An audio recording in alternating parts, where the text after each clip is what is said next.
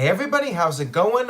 Welcome to the NoDQ.com live recap of AEW All Out 2021 from Chicago. What a show, everyone. This was something else. We have a lot to discuss, so I'm going to get right to it. It's almost midnight. Thank you to everybody tuning in late. I really do appreciate it. And I do ask you guys, if you're going to send a super chat, it is much appreciated, but please try to stick to the topic. If you're going to send a super chat about the main event, please save it for the end. Let's go ahead and get to this show. We had the buy-in match, which was an 8-man tag team match. Tom McCarthy sent in a $2 super chat, says that was worth the money. You got that comment from Tom. He definitely enjoyed the pay-per-view. I'm seeing a lot of positive comments about All Out. So our opening buy-in match was the Best Friends teaming up with Jurassic Express against the Hardy Family Office, led by Matt Hardy. Not much to say about it. Comedy match, you know. They did one spot where everybody was putting on a hold, and then Luchasaurus came in and knocked everybody down. Good guys picked up the win. Jungle Boy put on the snare trap and got the submission victory over Angélico. And then after the match, we had the Butcher make his return. He helped the Hardy Family Office lay out the Best Friends, and then you had several of the baby faces run down to make the save. And then at the end, all the good guys were in the ring, and they did a super Best Friends hug. So nice little feel-good moment to start off the pay-per-view, get the crowd ready. Jack sent in a $10 super chat. Thank you, Jack. I appreciate it. He says, one of the best pay-per-views of all time. And George Robbins, with a €5 super chat, thank you, George, says, I've been a fan 15 years, and I marked out tonight like I was 15 years old again.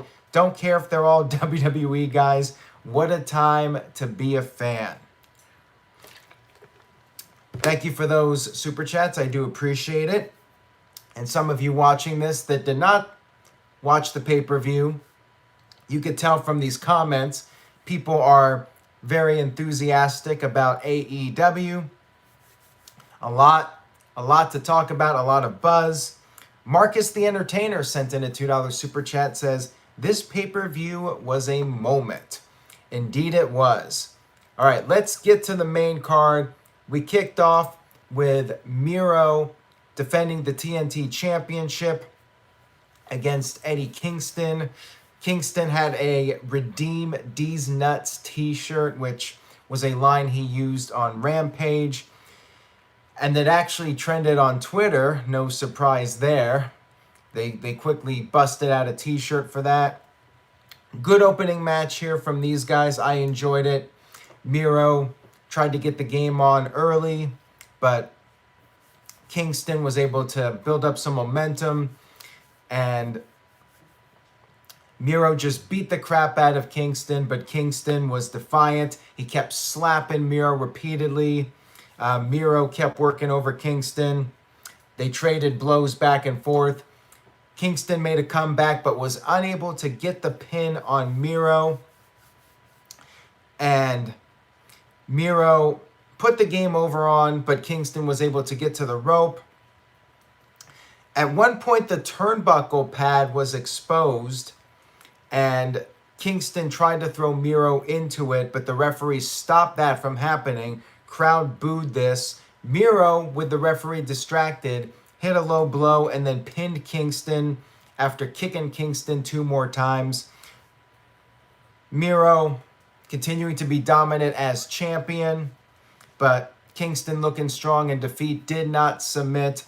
Pretty much how I expected it to go, but they did make Kingston look strong, losing to Miro. Still, at some point, Kingston's got to pick up a big win. Keith Johnson with a $2 super chat says, Aaron, AEW got all the momentum on their side. And King Alex sent in a $2 super chat, says, this show is up there with WrestleMania 17 and 19, a classic AEW. That is some very high praise there from King Alex. And Oscar sent in a $5 super chat. Thank you for that. Says, I've never been so invested in every single match ever. What a night. Cool shirt, Aaron. Ooh, yeah. Thank you guys for the super chats. I appreciate the comments and the feedback. Let's keep going here. Our second match of the main card, Jon Moxley versus Satoshi Kojima. And this was another good match. As I mentioned on my other live streams, not familiar with Kojima, but they had a very good match here. Kojima wanted to shake hands and Moxley gave him the middle finger.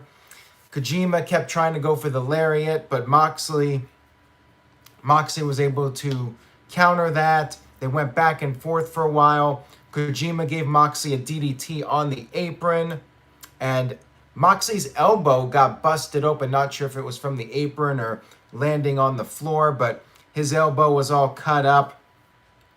Kojima hit a brain buster, but made a delayed cover. Moxley was able to kick out, and Kojima later hit a cutter, which once again, he was unable to make the cover, and he could not put away Moxley. Moxley finally picked up the win with 2 paradigm shifts, and then after the match, Moxley did show some respect. He gave a bow to Kojima, and then we had Minoru Suzuki arrive to confront Moxley, another guy I am not really familiar with, but the crowd absolutely loved him. They chanted, "Holy shit." Big fight broke out, and Suzuki took out Moxley with a pile driver. Now, they did announce that these two will have a match on Dynamite. That is going to be in Moxley's hometown of Cincinnati. Keith Johnson with a $2 super chat says, one question though, how can AEW pay all these guys? Well, they do have a very lucrative television contract, and of course, they do have a lot of money with the Khan family. Big G, the newlywed Big G is in the house, in the chat room. He sent in $5, and by the way, again, congratulations to Big G on his wedding.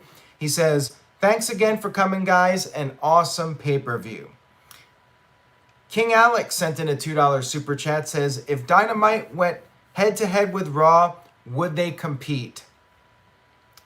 I would say not now, but I think that they would do good numbers. I don't think it's a good idea at this time, but 6 months from now, can AEW compete with Raw?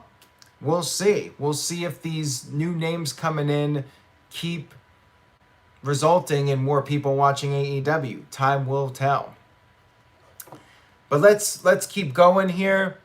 Our third pay-per-view match of the main card for the AEW Women's Championship. We had Britt Baker defending against Chris Statlander. Again, good match with the ladies here. Enjoyed it. You had Britt's sidekicks, Rebel and Jamie Hayter out there. You also had Orange Cassidy in Statlander's corner. And Orange Cassidy was getting more animated than what we've seen from him. He was actually shouting at Statlander at one point when she was on the outside of the ring. He was getting her all fired up, got her to return to the ring. And the crowd was into this. They were chanting, "This is awesome." Statlander went for an area of 451, but she missed, and Baker tried to get the lockjaw on, but was unsuccessful. Statlander kept trying to get back into it. Baker actually hit a Pittsburgh Sunrise, which is like the Panama Sunrise that her boyfriend Adam Cole usually hits. Hint for what was to come. Statlander, though, kicked out of that. Baker hit a stomp. Statlander kicked out again. And then Baker finally got the lockjaw on and scored the submission victory. But again, Statlander, the loser of the match, looking very strong in defeat. Hamp Connell sent in a $5 super chat. Thank you, Hamp. Says, Shad Khan has a yacht here in Jacksonville with a bathroom made of gold. That should tell you everything. Aaron, do you have a golden bathroom? I do not, unfortunately. But maybe Big Baller G will have one at some point. Now that he's a married man, he's got everything going for him. He's got that momentum. If anyone has a golden bathroom at any time in the No DQ group, it's going to be Big Baller G. Marcus the Entertainer with a $2 super chat. Thank you for that. Says, Britt's best match since the Lights Out match. I would agree with that. Really good match here from the ladies and strong showing for the champion. No big surprise or anything, but I did enjoy it. And I did think that Statlander came off looking strong, even though she lost the match. Moving on here, we had the Lucha Brothers versus the Young Bucks for the AEW Tag Team titles. In my opinion, the match of the night. Steel cage match for the titles. These guys have been feuding for years, going back to PWG. And they had a match 2 years ago at All Out, ladder match. That was an awesome match. So I had high expectations going in, and these guys totally delivered. Walter Cruz with a $2 super chat says, AEW is on fire. Vince, you have competition A++. So another very positive comment about AEW from Walter Cruz. Raw footage says the Marq's going crazy tonight. That must be Virtue's burner account. So anyways, let's get to the match here. Lucha Brothers got a big entrance. Rap entrance, live performance with a rapper that I cannot pronounce his name, but they had this big time feel for this match, and the Lucha Brothers were wearing Aztec headdresses. Phoenix climbed up to the top of the cage during his entrance, and then the Bucks came down.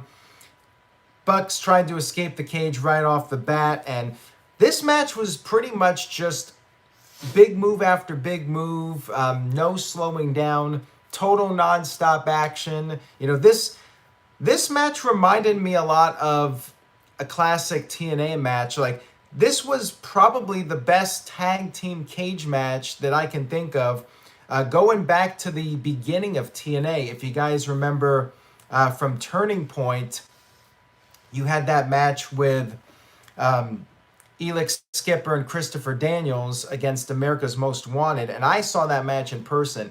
That was one of my all-time favorite tag team cage matches, and this one is right up there with that match. Definitely on par with that TNA classic. Big G, newlywed Big G with another $5 super chat, says AEW has momentum, makes me love professional wrestling. Well, thank you for that, Big G. And don't send me back all your money that we sent you for your wedding. Save some of that for your honeymoon and beyond. Anyways, back to the match here. Bucks got the upper hand for a while, but then Lucha Brothers, I'm starting to lose my voice now. Let me take a sip of water. This time I was prepared. I got another bottle here if I need it. You had the Lucha Brothers hidden moves on the apron, and the Bucks were able to come back from that. They tried to pull off the masks of the Lucha Brothers, and then they sent Phoenix into the cage like a dart. Kind of reminded me of Kevin Nash throwing Rey Mysterio into the trailer on that one episode of Nitro. And then we had some shenanigans. You know, even though this match was not supposed to have any kind of interference, you had Brandon Cutler throwing a bag into the ring, and as it turns out, the bag had a shoe in it, and that shoe had thumbtacks attached to the bottom. So it was like a magic shoe, and the Young Bucks were using the shoe. But Penta was coming to the aid of his brother, protecting him, and he ended up taking a lot of the punishment from this shoe. He got super kicked. He was busted open. Bucks hit a BTE trigger, but Phoenix was able to break up the pin. Crowd erupted because they thought the match was going to be over. They were happy. It was not. Caleb Jacobs jumping ahead, but it's okay, Caleb. He says he is back to being the American Dragon A++++. We'll talk about that later. And Phoenix was able to start building up some momentum. He got the shoe and started using it on the Bucks. And then they hit the dueling package pile drivers on the apron. And then Penta hit a top rope Canadian destroyer, but was not able to make the cover. Crowd was chanting "Fight Forever." Walter Cruz with a $5 super chat. Thank you, Walter. Says, this is what tag team wrestling is supposed to look like. WWE, take notice. Meltzer better rate at least 4 stars. That is how you elevate people. Well, I have a feeling he'll be rating it higher than that. Probably 5+. And he was there, so he might give it 6. The two teams started trading super kicks. The brothers got the upper hand again. Crowd was chanting AEW. And Phoenix then climbed the cage. You knew something crazy was going to happen here. Phoenix climbed the cage. Nick went up there as well. They were both on the top, but then Nick got knocked off. And then Phoenix came off the top with a crossbody, taking out everybody in the ring. And then Penta finished off Nick with the package pile driver. 1, 2, 3. New AEW Tag Team Champions. Awesome match. And I got this one right with the predictions. I was originally going to go with the Bucks to win. But then after the angle they did this past week on Dynamite with Phoenix getting pinned and being laid out at the end, I figured we were going to have at least one title change, and I went with this one. Definitely the right move, in my opinion, to go with the title change. Crowd absolutely loved this, and Penta was celebrating with his family, so nice touch on top of that. DJW, though, disagrees with the title change. He sent in $5. He says, now there's absolutely no way Santana and Ortiz are winning the titles in their home city now. Shaking my head. Well, that is true, but I think that with everything that's been going on with the Lucha Brothers, like, this was a big win for them. And they've been with AEW since the beginning. They've been delivering some of the best matches in company history. So I'm cool with them getting it. And King Alex sent in a $2 super chat. Says, Eddie Guerrero was smiling after that cage splash. I bet. And Oscar sent in a $5 super chat. Thank you for that. He says, Lucha Brothers versus the Young Bucks, most intense match of the card. Do you agree, Aaron? Absolutely. And it was just, like I said, action from start to finish. Never a dull moment. Just pure entertainment from these guys. Like, they just go all out. Every big match, you know, the pay-per-view's all out, and they indeed went all out. And Gary Joe in the chat also says A+++, hands down, best pay-per-view I have seen in decades. Lots of high praise for this show. And definitely, to me, this match alone was worth the price of admission. I know Virtue says he won't pay $50 for a pay-per-view, but to me, these guys went out there and delivered a match worthy of a $50 pay-per-view, for sure. Matt Helms with a $5 super chat. Thank you, Matt. Says, hello, Aaron Rift. How's it going, Matt? Hope you're doing well. And Bushi sent in a $5 super chat, jumping ahead a little bit. Again, I do ask if you guys can try to stick to the topic, but nonetheless, he says, Cole was the best swerve I've seen in years. Somewhere, Russo is taking notes. I would definitely be giving my thoughts on that in just a little bit. Let me move on here to the next match. And if there's any other comments about the tag match, I'll address it. But let's get to the Casino Battle Royale, the Women's Battle Royale. Fun match here with the ladies. You know, these matches are always pretty entertaining. Hard to follow the previous match, but they still put on a very entertaining match with the ladies. And just for trivia notes, Shida was the first person to come out there. She was part of the club's group. And you had Sky Blue, who I guess is a local favorite in Chicago. I really don't know much about her. Emi Sakura, the Bunny, Abaddon. And then we had more people coming out. You know, they have 5 people come out, and then 2 minutes later they bring out another 5 people. Shida got eliminated pretty early, which the crowd in Chicago did not appreciate. You know, she had a very lengthy run as women's champion, and now she's kind of just an afterthought. Then you had more women coming down. Thunder Rosa was part of the Hart's group. And then finally we had the Spades group coming out with some of the bigger names. Ty Conti, Red Velvet, Jade Cargill, Layla Hirsch, Rebel. And Matt Phillips Reviews with a $2 super chat sent in, somebody pray for the WWE.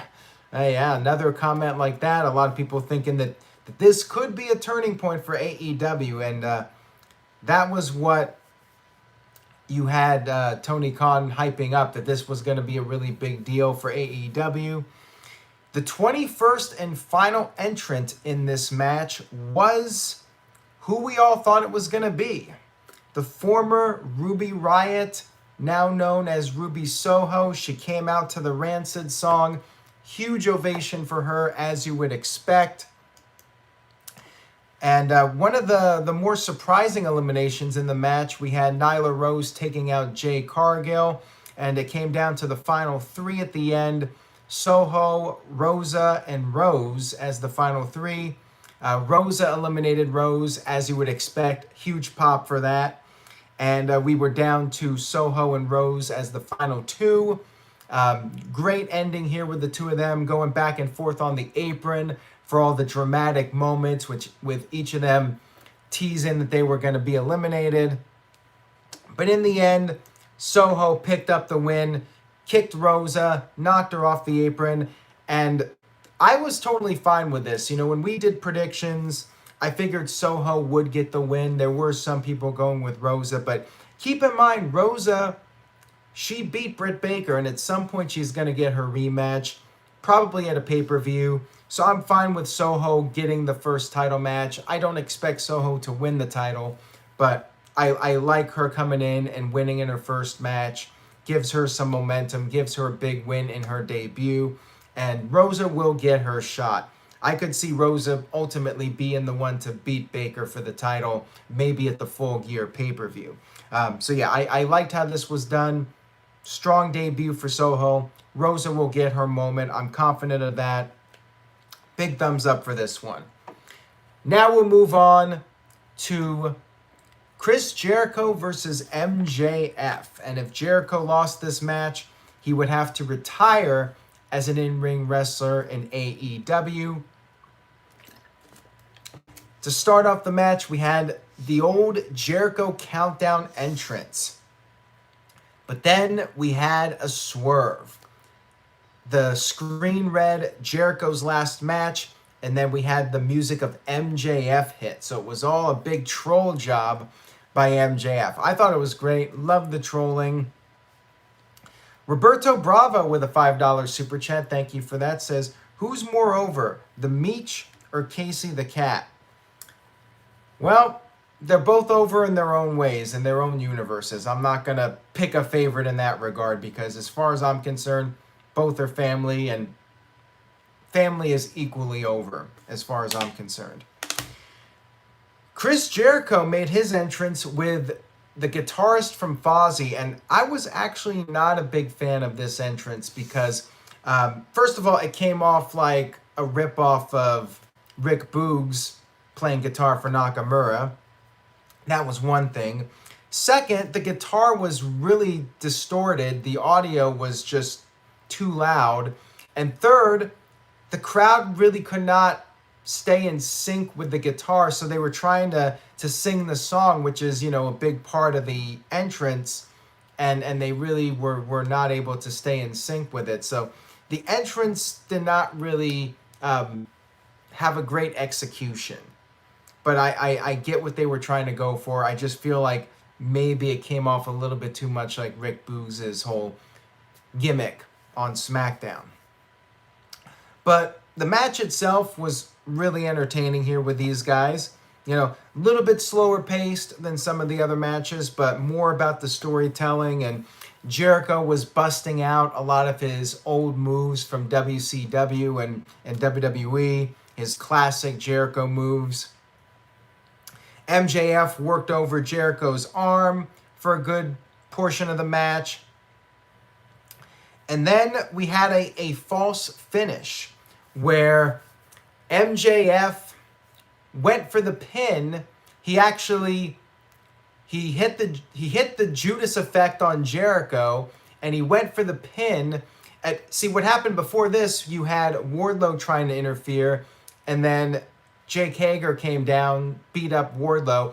Referee was distracted, and MJF used Floyd Jericho's baseball bat, then hit the Judas effect, and went for the pin. Jericho got his foot on the rope, but the referee did not see it.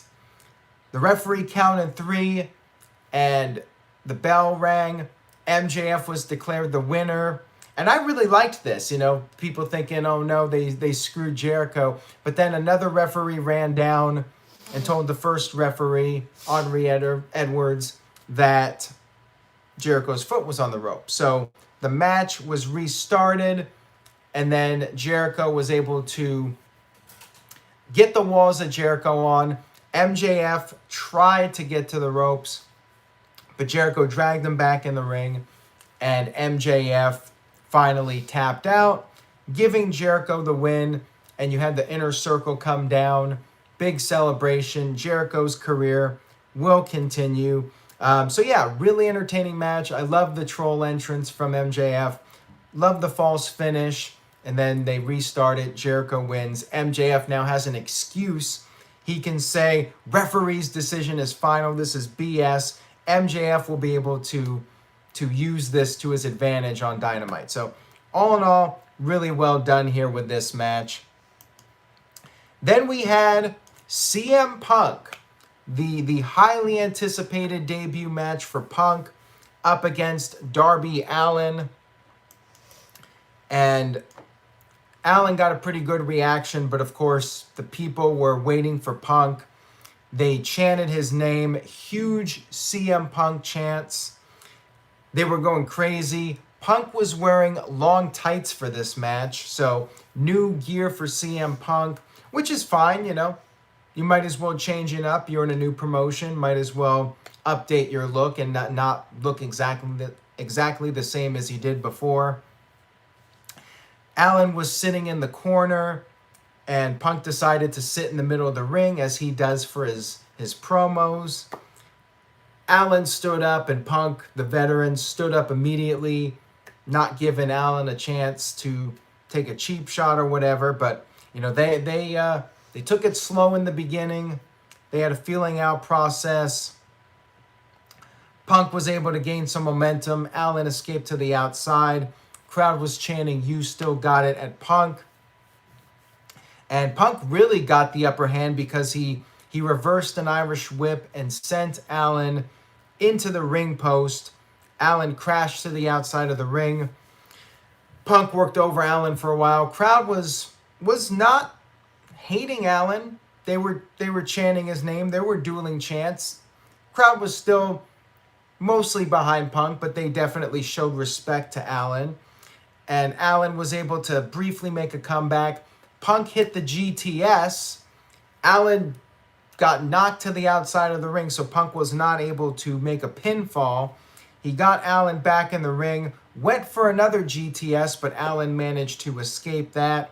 And then Allin started to make a full-blown comeback. Caleb Jacobs with a $2 super chat says Pentagon is a former Impact Wrestling World Champion. Yes, he is, and now he's got gold in AEW. But back to the match. Allin hit a swanton off the top to Punk on the outside of the ring. And then back in the ring, he went for the coffin drop. Started getting some boos. Punk just sat up. Allin crashed to the mat. They went back and forth for a little bit, and Punk finally got the GTS on in the ring, pinned Allin, 1, 2, 3. No surprise here with the outcome, but really good showing here for CM Punk. Very solid match. Crowd was fully invested in it from start to finish. And then afterwards, Punk celebrated with the fans. Sting came down to the ring. Sting offered a handshake to Punk. Punk accepted the handshake, and then Darby started to get to his feet. He refused to be helped up, and Punk went over, shook Darby's hand. Great segment here post-match. I did see some people saying that Darby should have won this. I disagree. I think Punk absolutely should have won his first match. And again, one thing that AEW did a great job with on this show is made all the people that lost look strong in defeat. And AEW's pretty much done a really good job with this since the beginning. NXT has done a good job with this. Main roster, WWE, hit and miss. But yeah, AEW definitely made the losers look strong in defeat. Darby Allin definitely looked strong here, even though he lost. He got up to his feet at the end on his own. Punk shook his hand. So really good stuff here from these guys. Punk, thumbs up on his return match. And then we had Paul White versus QT Marshall. This was the weakest match of the show, but it was basically a filler match. Before I get to that, Peter sent in a $2 super chat. Says, who do you see next to face CM Punk? I'm not sure where MJF is going with the Jericho feud. I presume it's done, but at some point I want to see CM Punk versus MJF just for the promos between them. Like, to me, that alone will be fun to watch. Anyways, Paul White versus QT Marshall. It was a filler match. It was what it was. A buffer between CM Punk's match and the main event. Paul White took out the Factory. They kept trying to interfere. He beat them up. Marshall briefly got the upper hand trying to go after Paul White's surgically repaired hip. I think Jim Ross called him the Big Show again. Yeah, Anthony mentioned that. But, you know, that's bound to happen. Marshall went for a diamond cutter, but White was able to counter out of that. Factory tried to interfere again, but they were unsuccessful. And then White picked up the victory over Marshall. Match was really short. Probably a bathroom break match for a lot of people. Not much to say about it. Paul White gets his win. You know, pretty much exactly what you would expect out of these guys, especially in this spot as a filler match. Then we had the main event of the evening. Kenny Omega defending the AEW World Championship against Christian Cage.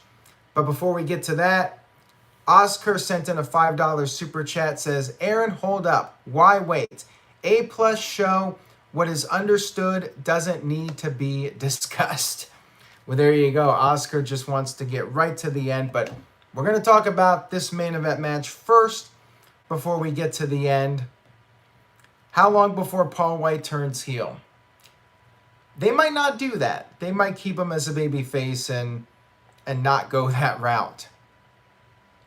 So anyways, crowd was a little flat for the beginning of this match. Like, it did not pick up immediately.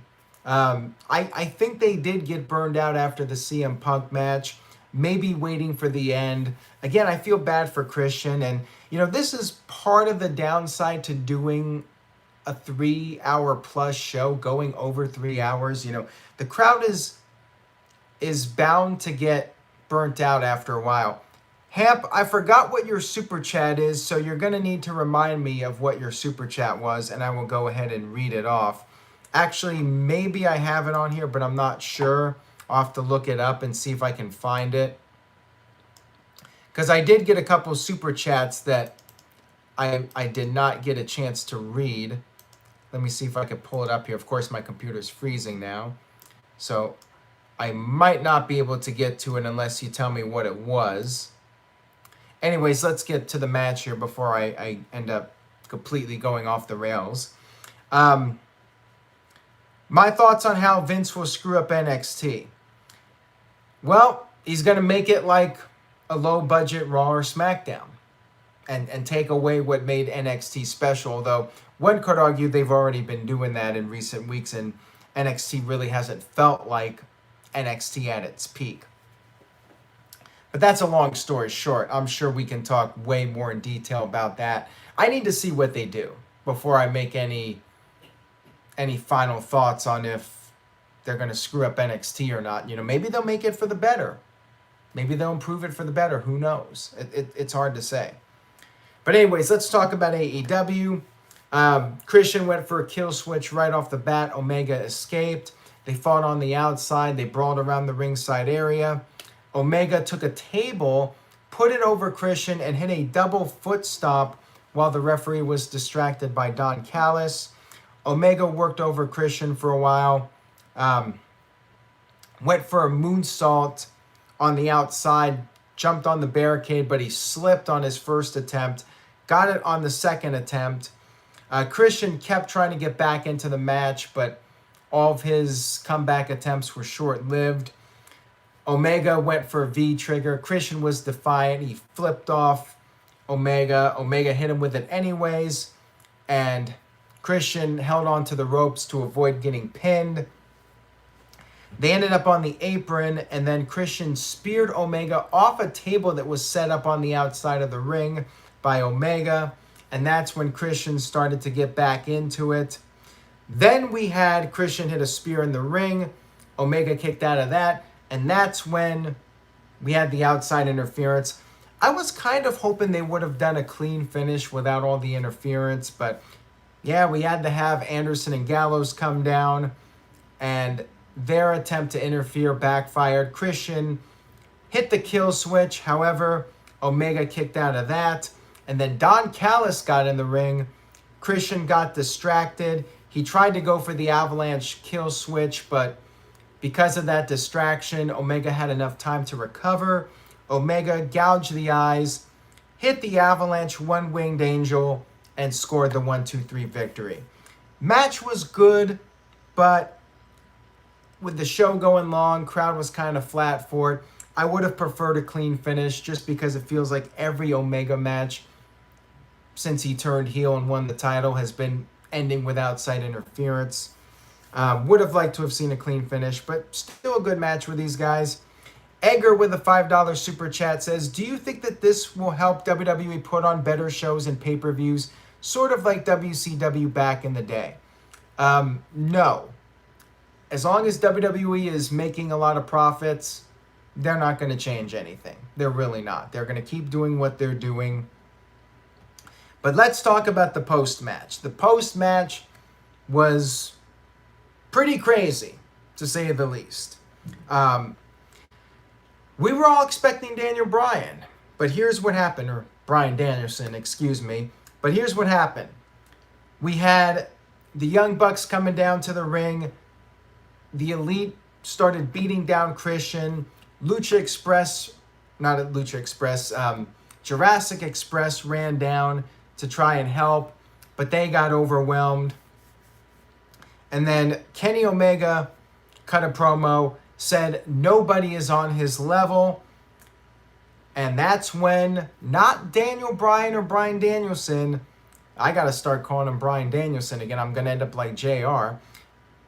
No Bryan Danielson, but rather Adam Cole, baby. That's right. Adam Cole showing up right here at the end of this pay-per-view. King Alex sent in a $2 super chat, says, love Christian, but everyone knew he wasn't going over. Yeah, and I think that was part of the problem with the match too. You know, people were just waiting for the end. TJS sent in a $5 super chat. Thank you, Tyler. Says, can't wait for Goldberg or Raw Legends night. I think he's being sarcastic with that one. Thank you for the super chat, TJS. Cole came down to the ring and got in the ring, had a stare off with Omega, but then Swerve. He attacked Jungle Boy and aligned himself with the Elite. And the Young Bucks gave him a kiss just like they did several years ago. So yeah, Adam Cole, part of the Elite, back with them, full force. Hamp Connell with the $2 super chat says, how is he Adam Cole? Shouldn't that be copyrighted? No, because he's been using that name pre-WWE. So unless they have him sign over the rights, you know, if he's using that name pre-WWE, then there's only so much they can do. So anyways, Adam Cole with the Elite, but then we got Bryan Danielson showing up. So not one, but two debuts. And by the way, before Danielson showed up, Cole did talk for a brief moment. He called the Elite the most dominant faction in wrestling, and there is no chance in hell of anybody stopping them. Little nod, of course, to Vince McMahon's entrance music. Although I remember WCW did that in 2000, saying that this is something that not even Vince McMahon can stop, and that was the heel turn of Goldberg. We had Bryan Danielson arrive, and I have to say, I'm not a big fan of the theme song. It was not the Final Countdown, but rather a remix of the Rise of the Valkyries, or whatever the name of the song is. You know, the WWE song, which WWE does not own that song, so anybody can remix it. There was this remix, but kind of like a little rap-like version of it. To me, doesn't fit Bryan Danielson. So I was not a fan of the music. But he came down there, huge brawl erupted, everybody going crazy. Good guys got the upper hand, cleared the ring of the Elite, and you had the big happy moment at the end with the baby faces in the ring celebrating. And, you know, the little face-off, the Elite versus Bryan Danielson and the Jurassic Express and Christian. So the battle lines have been drawn. Peter with a $5 super chat says, that roster is stacked. AEW are going to have to let quite a few talents go. What do you think? I've been saying that for a while now. Like, at some point, they're going to have the same problem WWE did, where they're going to have too many people. And, you know, you got Dynamite, you got Dark Elevation, you got Rampage. And at some point, you're gonna oversaturate your product and have too much. So yeah, I don't know what they're going to do. Tony Khan seems against the idea of cutting people. They haven't really done it yet. Maybe they'll just let contracts expire and not go that route of just releasing a bunch of people. We'll see what happens. Walter Cruz with a $5 super chat. Thank you, Walter. Says, WWE had this chance in 01. Should have debuted WCW wrestlers like this. Each signing should have been big time. Could have had Booker T, Sting feel huge. Well, yeah, there were a lot of problems with those signings for sure. And Jeff Meacham Network with a $5 super chat says, I think we can safely call the No DQ Year-End Awards for pay-per-view match, headline, and comeback of the year. What a night. Can't wait for Talk Wrestling tomorrow. Yeah, cheap plug there for Jeff. Check him out, Jeff Meacham Network. I'm sure he'll have his thoughts on everything. And Edgar says, what do you think AEW is going to do with Malachi Black once he beats Dustin? I mean, definitely get him in the mix with the top guys. But, yeah, and as George says here in the chat room, blood and guts. Definitely you could do something like that. The Elite versus Team Bryan. So, yeah, all in all, I mean, everybody pretty much said it before me. This was an epic pay-per-view. This was maybe the biggest AEW pay-per-view of all time as far as the quality of the show from start to finish. I mean, really, nothing was bad. The only kind of okay match was the Big Show match. But, you know, that was there to be a buffer match. So I'm not going to knock it too much. Matt Helms with a $5 super chat says, what's next for Christian? Well, he's the Impact World Champion, so he's still got stuff going on. And maybe he'll be part of a blood and guts match. You know, they haven't done one with a full arena of fans yet. And that could be something that comes up in the near future. So let's see what you guys thought as far as the poll goes. As expected here, 88% A letter grade, 8% B, C 1%, and D 3%. So all in all, I mean, this was one of the best pay-per-views, I mean, from any promotion ever. Dylan gave a $5 super chat here. Thank you, Dylan. Says, whoops, sorry, Aaron, I forgot about you live tonight. Anyways, it was an awesome pay-per-view as usual. My 3 favorite wrestlers in one promotion, Omega, Punk, and Bryan.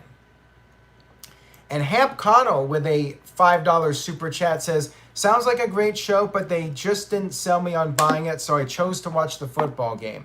Am I a terrible person? No, but I mean, you could always check out YouTube clips or whatever, but you know, sometimes you gotta watch it live to get the full experience. You know, watching it on demand later just doesn't quite have that impact. So all in all, before I get to my letter grade, King Alex sent in a $2 super chat. Says, Bray Wyatt debuting at Full Gear is gonna be dope. Well, we'll know. See, here's the thing, to use Jeff Meacham's line. If Vince is really worried, you're going to see Braun Strowman and Bray Wyatt back. Like, he'll bring those guys back, especially Bray. If we don't see those guys in WWE and they do end up in AEW or somewhere else, then you know Vince is not going to sweat it too much. We'll see what the numbers do. I don't know if Adam Cole's going to necessarily move numbers. Bryan, I think, will help out. And the overall buzz from this, I think, will help them out. To what degree, I don't know. But yeah, they got a lot of momentum right now. And we'll see where they go from here. I am going to give the show an A. I'm not going to go an A+, just because there were a few things I felt maybe could have been done a little bit differently. Was not a fan of Danielson's music. And I think maybe you could have just cut out the Paul White match. I know it was a buffer match, but don't think it needed to be on the pay-per-view. I would have preferred a slightly shorter pay-per-view. And all in all, you know, just great energy from start to finish. A lot of hype from the ending. Did they do too much? That I don't know. But they definitely got people talking and a lot of positive energy about it. Not sure how they're going to follow it up on the next pay-per-view. Like, what's next? Like, you really set the bar so high now with not 1 but 2 debuts. So we'll see. We'll see how they follow it up. I may reevaluate depending on what the follow-up is. See, at this point, I got to see what the follow-up is. Like, I can't go with an A+ because I got to see what's next. If they can capitalize on this, then I may say, you know what? It was an A+ show, but they might not be able to capitalize on it, or they might stay in that same range that they've been at. I got to wait and see what the follow-up is, but it was a hell of a show. Absolutely worth the $50. King Alex with a $2 super chat says, what is the % chance that The Rock ever shows up in AEW? Pretty much 0. If he doesn't need to wrestle, let's be real here. The Rock is the biggest movie star in the world. If he ever wrestles again, and that's a big if, it'll be for WWE. I would say pretty much no chance that ever happens. And same thing with Cena. Daniel Bryan, Bryan Danielson, and CM Punk are about the biggest names other than guys that are currently in WWE right now, like a Roman Reigns or a Randy Orton. They're the biggest names to show up in an AEW ring. And let's see here. Dylan Hensley with a $2 super chat says, A for me would have been A+ if we had Tanahashi and Moxley. Well, there you go. And Johnny Boy sent in a $5 super chat, says, it's cool to see debuts and all, but it's all about what they do with them. Exactly. And I saw on TNA, and AEW, to their credit, has not screwed things up like Impact. But, the debut can be great, but it's all about the follow-up and what you can do afterwards. And again, I wasn't the biggest fan of Bryan's music. I hate to say that, but I think they should have used the Final Countdown. But that's just me personally. I mean, they kind of blew their load, so to speak, with 3 debuts on one show. Some might say maybe they should have saved Bryan for the show in New York City. But you know what? They're trying to get those pay-per-view buys. I get it. People now will buy the next one thinking they're going to get debuts. So that also might be bad to make people think that they're going to get something at this caliber. So yeah, I'm not exactly sure I would have debuted all 3 of them on one show. Jonathan Smith with a $5 super chat says, I thought Bryan's music was bumping with them yes chants. Yeah, I mean, they definitely recognize the song from WWE, which is why I think they reacted that way, although they probably would have reacted to the Final Countdown also. And Detective Mocha with a $2 super chat says, no yes chants, no Final Countdown. Why? That's a question for Tony Khan. You'll have to ask him that one, why they went with the different theme song. I'm sure we'll get that answer at some point.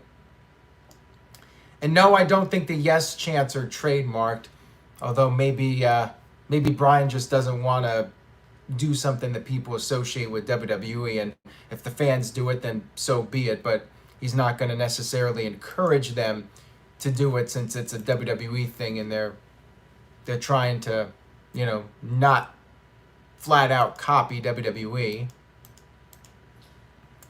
And let's see here. Clayton, the Specialist Williams with a $2 super chat says, Daniel Bryan did everything in WWE.